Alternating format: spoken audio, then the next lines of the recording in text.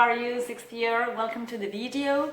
Today we're going to deal with the contents of Unit 10, okay? Well, the first grammar point of Unit 10 is what is called the causative form. Causative form or have something done. And what is this? This is a structure that we use when we pay somebody to do a job for us. Yes? For example, if I tell you, I cut my hair yesterday. Sometimes we use that sentence and we say, oh, I cut my hair, or he cut his hair.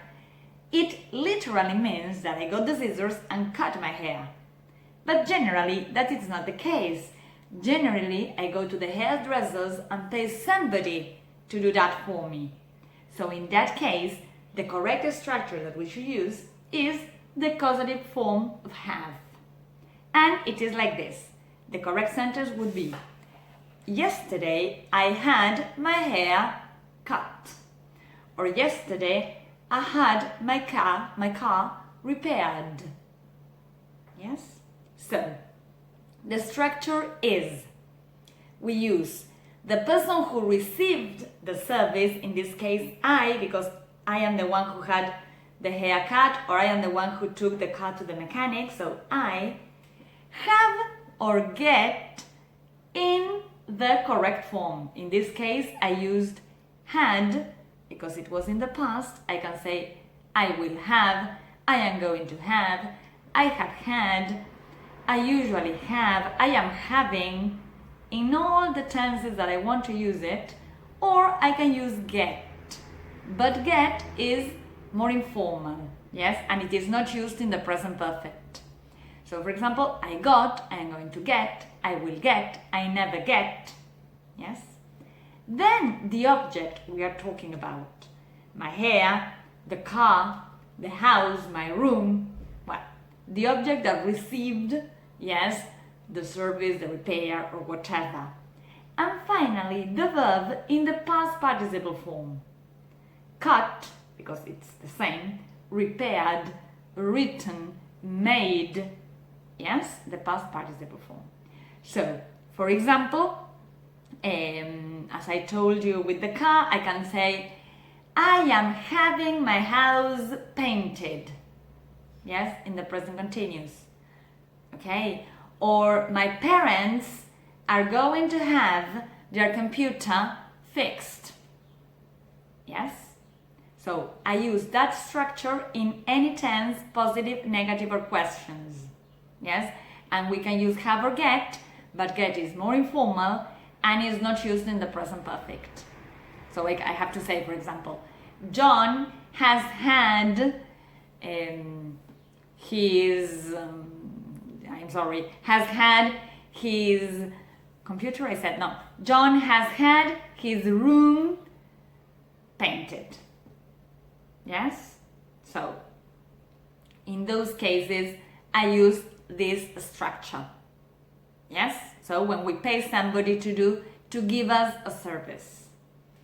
Then there is another structure, which is get somebody to do something.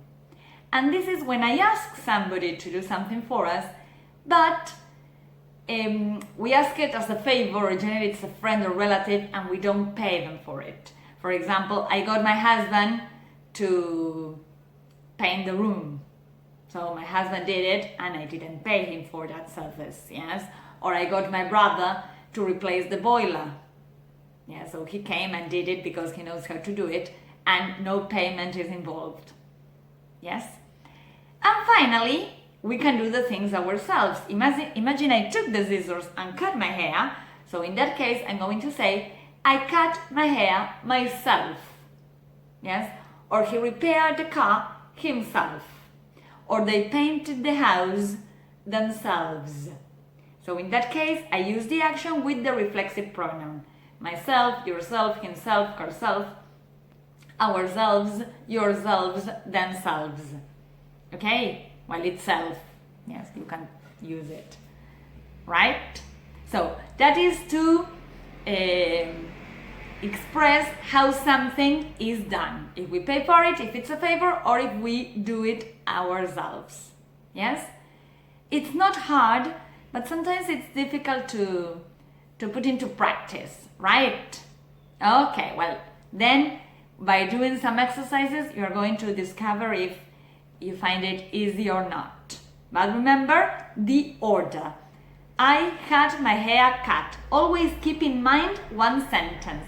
Recuerden una oración ejemplo para saber el orden. I had my hair cut. El peluquero no entra en la ecuación. Pues es muy común que en vez de poner I o la persona que recibe el servicio pongan al que lo realizó. The mechanic, the hairdresser, the painter. No, they are not included in the format of the sentence. Yeah? So, I had my hair cut. Acuérdense esa y así ordenan el resto. Okay? Very good. So that is the first grammar point of the unit. The second one has to do with quantifiers. It's not difficult, but you have to remember a lot of uses. I will try to be as clear as possible, but you're going to understand it fully when you do the exercises. Yes, because it's a lot of theory, but then when you put it into practice, you will understand it fully. But basically what we're going to see is how to count things. Okay, so for example, if I use both of or either of, is when we refer to two things or people. Yes, both of, either of. So I say, I have two brothers and both of them work in the cinema, for example. Yes? Well, then if I have everyone, every, any of, anyone, all of, and anything, they refer to more than two things. Yes? So if I tell you everyone was at the party, it means that there were more than two people. Okay? Now, if I tell you no one, neither of, none of, and no, they refer to zero quantity. Yes? If I tell you none of my friends came to the party, it means that none of my friends, ninguno, no, not even one came to the party. Okay? And neither of, I told you. Okay, very good.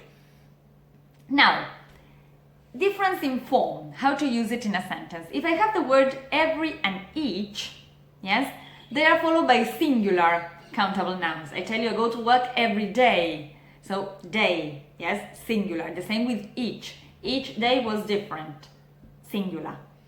Now, if I have both of, neither of, and either of, yes, they are followed by the personal pronoun, for example, both of them, neither of them, or something like that, or neither of my brothers, yes, and a countable noun, neither of my brothers, for example, yes, or both of them, yes, good.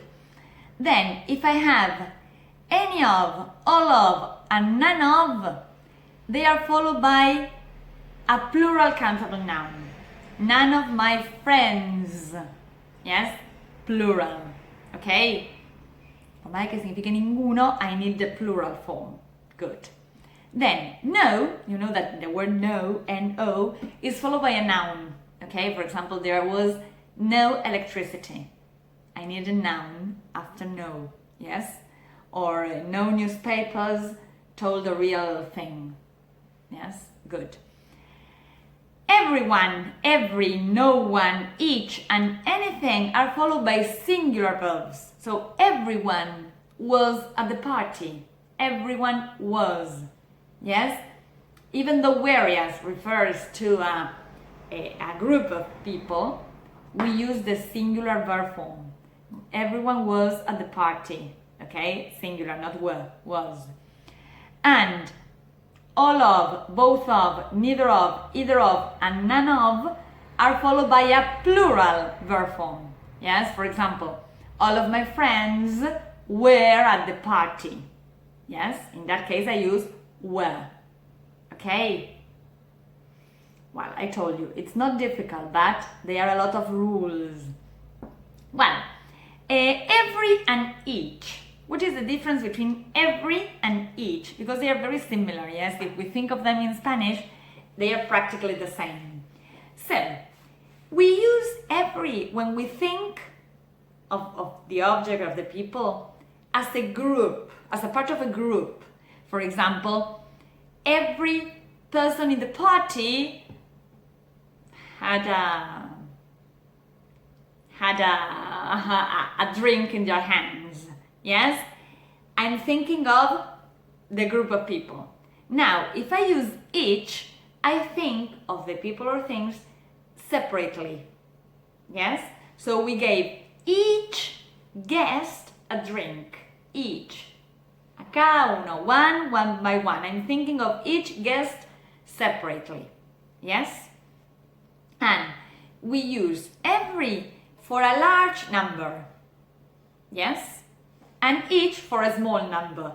For example, we visited every country in the continent. They are a lot, so we visited every country. But I can tell you, I have 5 students in the group, and each student has the book.